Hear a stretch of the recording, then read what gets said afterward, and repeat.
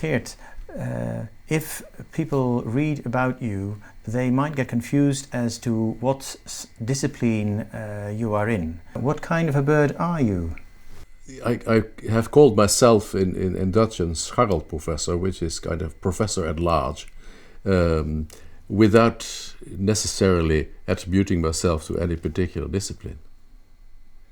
Right. So you yourself don't make a big thing of the discipline that you're in? No. Okay. I think that maybe one of my particular identities is not having one. You don't have an identity, but your contribution to science does have one. What is culture, as you define it? Well, my definition is, of course, a particular definition, which is that the collective programming of the mind that distinguishes one group or category of people from another. But that is one particular way of defining, and there are other definitions as well. So what is the peculiarity and what makes your concept of culture so usable? Maybe that I focus on the way culture is acquired. It is, I use the term programming of the mind, which of course is a metaphor, because the mind isn't programmed like a computer is, but we all have computers, so we all know what's meant by programming. But what I focus on is how do people acquire their programming, and I picture actually the human being as somebody who comes in this world, let's say with an operating system, but still needing a lot of programming in order to function. And that is one thing which people can understand. In my definition, you read the word collective. It's the collective programming, which means it is those things which are shared by people who grew up in the same forest. You have told us that culture is the collective programming of the mind. Which is a bit of a difficult notion because it's both collective and it resides in individuals, in their minds. So how can you measure culture? Always on the basis of collective phenomena. So you can look at people, how they behave, for example, in a particular environment, but you can also collect data from individuals, but then take a central tendency in those. Central tendency which may mean take the average or take the percentage that people that gives a certain answer. Researchers often try to add to the body of knowledge about culture by doing a survey in a particular country. Would that be a feasible option? Well, in my case, what my work is about is comparison. Mm-hmm. It's actually measuring is always comparing. And I'm trying to measure culture by comparing similar cultures, so one place from another. And I have compared nations, and I've also compared organizations. What is the difference between comparing nations and comparing organizations? I can assume there's both a methodological difference and a difference in the kind of results that you might get. Yes. Well, the methodological difference is, of course, that they're almost perpendicular to each other. If you compare nations, you compare similar people, similar organizations, similar situations in different countries. And if you study organization cultures, you're studying different organizations within the same country. Right. So there are two different things, and then the results are quite different, which actually is related to the question of how cultures are acquired. Because when do we acquire the culture of our nations? Well, from the moment onwards we are born in that nation. And the learning we acquire in the first part of our life, which is before puberty, which is, say, certainly in the first 10 years of our lives, that learning is mostly unconscious. So national culture is composed of many unconscious elements. Now, when do we acquire organizational culture? So that is from the moment we join that organization. And that is, for most people, after they have completed their education, when they are younger or not so young adults.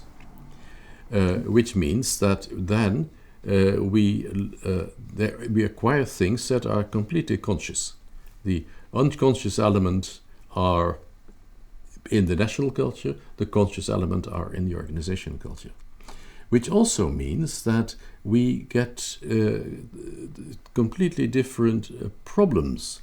You can basically say you're in different disciplines, because national cultures are actually a topic for anthropology, and organizational cultures are a topic for organizational sociology. Right. Would you consider yourself an anthropologist then? No, although I sometimes have called myself an organizational anthropologist, which is a safe term because it's never been officially defined. Now, you said that if you want to investigate national culture, you need to look at the actions or questionnaire responses of similar people across countries. Many surveys are based on a specific category of people, such as managers or teachers or students. Have you got something to say about the kind of sample that you need to investigate culture across nations? Well, of course, the more diverse the sample, the better, because you get a broader picture of a particular society, but you must find similarly diverse samples in other societies. So a survey activity that does this is the World Values Survey, which uses representative samples of the population according to market research principles. Whether that's always safe, whether it's always carried out in such a way that the samples are really matched, well, can be disputed, but anyway, it's probably the best we have. Other samples are what you could call narrow samples, like in my case, sampling people in the same kind of jobs in different subsidiaries of the IBM Corporation. It could be students, and preferably students of a particular discipline, for example, psychology students in various countries. It could be like Professor Schwartz has done, is comparing elementary school teachers, which is probably a very interesting group also, because they transfer their ideas also to children. Can you say something about what is a dimension of culture and how come the number of dimensions in your model has changed? Well, a dimension of culture is a way of unpackaging the concept of culture. Culture, of course, is just an imaginary thing. It is a product of our imagination, which is supposed to be useful to understand the world and to be able to predict certain things in society. But as long as culture is, let's say, a holistic concept, it is rather difficult to make any predictions because it involves so much. So what the dimensions are ways of unpackaging this holistic concept of culture into particular parts which have much clearer relationship to phenomena in society. And originally I found 4. The fact that we find more and more is not surprising, because more and more people are collecting data and they are reaching areas from which in the beginning we had no information. Right. So what is actually, would you say, the function of culture? To go back to the total concept of culture. Why do human beings need culture? It is the glue that keeps societies together. Right. You can also say it's automatic. The moment you have a society, you get a culture, because there are particular relationships between the people who make up that society, and they have to play their game according to certain rules. So it's the unwritten rules of the social game It's of the a group. unwritten rules of the social game, yes. Right. So you need culture in order to play the game of everyday social relationships in a society. Yes. Right. And also in an organization. In an organization also, because in that case, except that in that case, the rules are at a different level. They are much more pragmatic and much less profound, I would say. They're more explicit also, and they are also changeable. Maybe it's a good time now to start to have a look at these dimensions in your work. Could you tell us something first about how did you first discover the importance of culture in the data that you collected at IBM? Because if I am correct, this was just personnel research and not necessarily aimed at discovering cultural differences. No, it's true. Well, it was input from several sides. And one input was my own experience. Because I had an international job, I worked in the international staff, and I visited many different countries, especially European countries, also some Middle Eastern countries. Also, I was from time to time in the United States. So, and it was an American company, so there also you saw differences. So you experience these differences, and then also we started to collect data, asking the same questions about their work to employees in different parts of the world. That was something which came very logically in the philosophy of the founders of IBM, because they had always said that the company has a responsibility towards its employees, so the opinion of the employees is very important. So we had an entry there. Although we still had to convince local managers to allow us to do those surveys and to have it done by their own people in their own language. But the aim of those surveys was not to discover differences in culture. It was not. That came out. Actually, we saw, after having done it for some time, and it was quite a large operation, we noticed that there were two things. There were, on the one hand, what we could call values, on the other hand, what we could call satisfactions. And they were not necessarily related, and that especially on this area of values, you saw a pattern between countries. Satisfactions could vary. One group in a country could be satisfied, another group could not be satisfied. But if you ask, for example, on this dimension of power distance, whether people thought it was a problem that employees were afraid to disagree with their managers, you notice that you got a rank order of countries in this respect. And you got that rank order regardless of whom you asked, regardless whether you ask research scientists or whether you ask secretaries or whether you ask rank and file workers. Okay, so you started to see that all people from a certain country would tend to respond the same to these questions about, for instance, fear of expressing an opinion. Yeah, at least there was a component in there. They didn't all answer the same, but you could say that if you compared country A to country B, there would always be more people in country A who get a particular opinion than in country B. Right. So what was your next step when you found that? Trying to interpret it, and then you should also realize that the time in history played a role. The first survey was held around 1968. And 1968 was a year that there was a lot of upheaval, especially in Europe, about power. Yes. About power and self-determination and so. So the questionnaires we had at the time were made by people who were children of their times, of course. So they contained quite a few questions about power. And when we analyzed that, we discovered that there were differences in answers about power.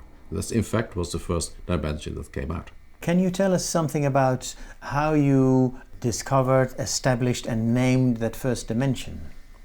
That was at the time there was a popular book by a Dutch social psychologist, Paul Mulder, and it also appeared in English. It was called The Daily Power Game, and he coined the word power distance as the relationship, the emotional relationship between the person at the top and the person below her or him at the time, I would say. Yeah. Can you define that dimension more formally and maybe give an example of how you could recognize power distance in the daily life? Yeah. Well, the definition is that you say it's the emotional distance between a person on a higher step and a lower step. Like feeling like a child and parent? Maybe like a child relationship. You adults? find it in the relationship between the child and the parent, in the relationship between a teacher and a pupil, in the relationship between the boss and the subordinates, in the relationship between a government and the citizen. In all those places you have power distance. For instance, obedience between parents and children would carry over into work relationships? Into those other parts of society, yes. Right. Yes, it would. Okay, an example. And let me try to give an example from my own experience, because that is always the most impressive. It's not something just taken from a standard story. It is my own experience. It's a few years ago that I was invited to give a lecture at a university in northeastern France, near the German border. And this university had not only invited their own staff and students, but also some staff and students from a nearby German university. And after I'd given my lecture, we had a discussion session, and it was noticeable that among the Germans, it was the students who asked the questions. Among the French, it was only the professors who asked the questions. Now, in my measurement, the power distance for France is considerably larger than the power distance is for Germany. But what I did notice is that when afterwards we had a drink at a nearby cafe, and the professors were not present, that some of the students came to me and asked me their questions outside the presence of the professors. Now, on that same trip, the next day, I still had a talk with the colleague who invited me, and the colleague said, we thank you for having been so kind to our students. And I was... You mean the French students? To his students, so his friend, to having been so kind to his students. He was a French professor. And, I didn't feel I had been particularly kind. I'd just been myself. But I concluded that my behavior as a Dutch professor comes across as kind in comparison to the behavior of the average French professor towards his students.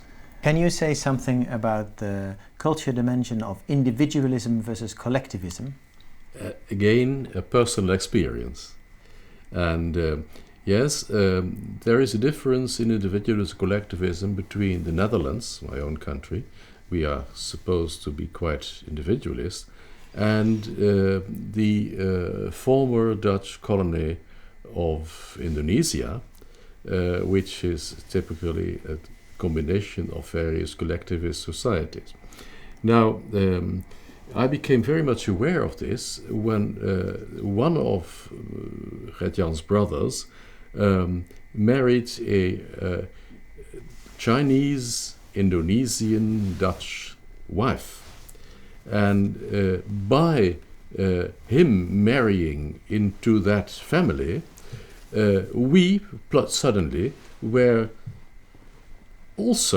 had also become members of that family, because in the collectivist background, which this family, which came originally from Indonesia, has retained, the concept of family is much larger. So now we belong to that family, which is very nice. And I also remember that one day we were invited at a party. My daughter-in-law's mother turned 75, and she had a party in a restaurant, and there were about 80 guests. And at that time I was just planning for a party of our own. And I asked her, now, if you have to be 80 guests, how many invitations do you have to send? And I expected she would say about 100. She said, well, about 60. And of course, they bring their friends.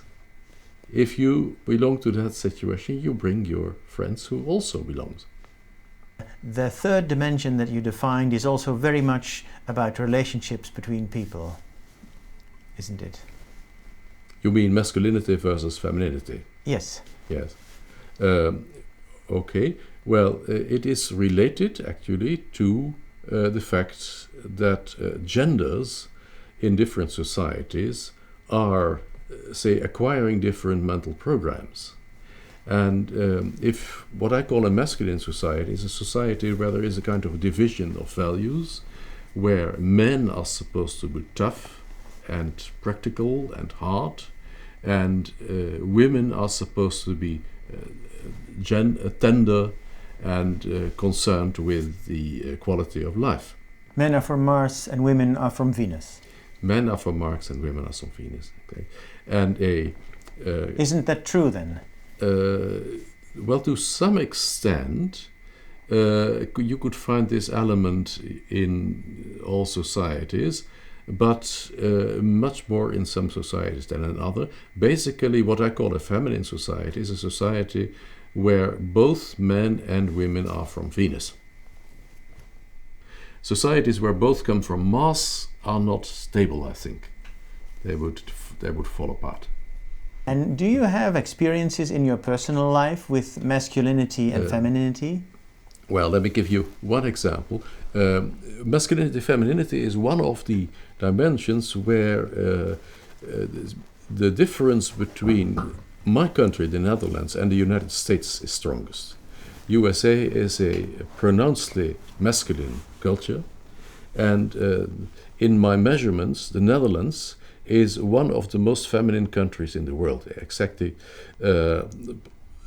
only only Sweden and Norway score lower still in lower masculinity, higher in femininity. So one of the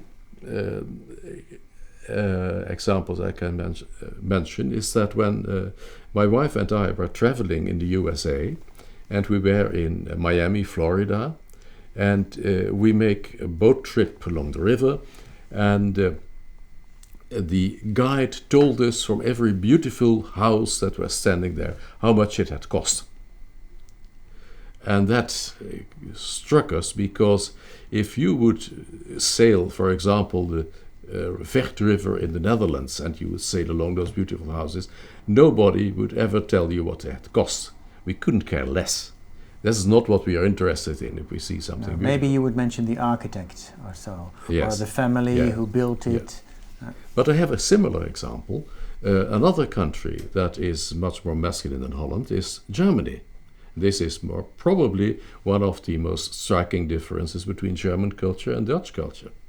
And we live close to the German border, and my wife, Maaike, is a member of a gardeners club, and they go and visit gardens in various places and to get inspiration. And because we're close to the border, they also went across the border to see a German garden. And at the end of the visit of the Dutch gardeners club, the owner of the garden, the lady, said, now this is interesting.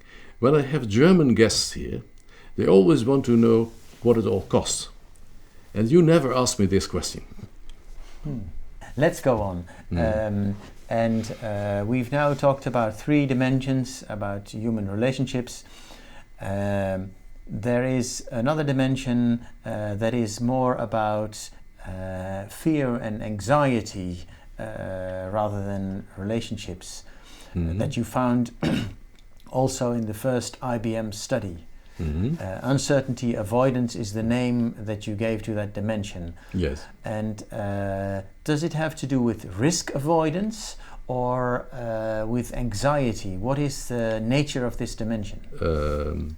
It has to do, I think, with handling ambiguity, handling situations you don't know what they are about, and you want to know what the situation is about. And therefore, uncertainty avoiding societies tend to have many rules. It doesn't mean that they always respect the rules, but they have a feeling there should be many rules. But I remember that you also wrote about speed on motorways being related to this dimension. Yes. How is that a rule? I mean, whether the maximum speed is 180 or 120 or 100, in each case it's a rule, isn't it? Not so much the rule, but uncertainty avoidance is a complex dimension. It's basically related to stress. It's to stress, anxiety, and stressed societies tend to want to drive faster. So speeds, and also the tolerated speeds, because there is a pressure in a stressed society to tolerate higher speeds, which you see happening in our country at the present time. Okay, so there is a relationship apparently in this one dimension between the two phenomena of stress and ambiguity. Stress and ambiguity. And if people cannot tolerate ambiguity, the society is more stressed. Then later, in a different study, you found a fifth dimension, and you found that in China, if I'm correct. Can you say something about the why you found it there and why you found it later and what that dimension means? Yeah, actually it came out of a research by a colleague of mine, Michael Bond. And the story is that when I had found my first 4 dimensions, Michael Bond had done a study in East Asia of a number of countries, and he had analyzed his data in a different way, but when he used my way of analyzing, he found the same 4 dimensions in his data. Now this was of course very exciting, so we wrote an article about it together, but we were also philosophizing on it and said, well, let's apply this thinking to ourselves. Could it have something to do with the fact that we both are from Western countries? Bond is a Canadian, and that maybe because we have Western minds, this is why we get those 4 dimensions. And if people had had a different kind of mind, let's say an Eastern mind, would they have found the same dimensions? To what extent is what you find a product of what you have in your mind as a researcher? Well, it probably depends on the questions that you ask in the survey. Exactly, about the questions you ask. So, and because Bond was a professor in Hong Kong, and he had many Chinese colleagues, he asked his Chinese colleagues to make his questionnaire. So we got questions which were traditional in Chinese thinking. And we used that questionnaire Bond used it, I collaborated, but he used it in 23 countries around the world. And we looked at dimensions, and we found one dimension we hadn't found before. We found another one not in there, because it was Western way of thinking, which was uncertainty avoidance. But we found a dimension which I called long-term versus short-term orientation. And it was a dimension on which the East Asia, which was long-term, opposed most of the Western countries, which were shorter-term. And it was an explanation also of the East Asian economic miracle, because longer-term cultures grew faster. Later on, research by our friend Michael Michaud, showed that this short-term side was actually related to something which he called monumentalism, which is the idea that people should have principles and they should have traditions, and they should be proud, and they should not deviate from that. So there would be, on the short term, there would be pride and tradition, And on the long term, there would be adaptability and the eye on the future. And that turned out to be a very meaningful dimension. Professor Hofstede, these are good times for students of culture. There are many data available on the web, such as your own data or the data of the World Values Survey. There are many universities in many countries where young people are studying culture. Would you have any piece of advice to these people? I would be very happy I'm always very happy seeing applications, to seeing people who have related phenomena in the real world to those dimensions. And so that is what I would recommend. I would recommend practical research where you show to what extent differences in culture explain differences in phenomena in the real world. What did you think will be the future of the pattern of cultures across the world? What with the World Wide Web and with globalization, are we going to see a further fading away of cultural differences? Well, you must make a difference here between practices and values. I think there will be a harmonization of practices, simply because we all use this World Wide Web and you need some practices to use it. But what you feel doing it and what you value doing it will differ. And there is this amount of information is so huge that within that system there is room for all kinds of values.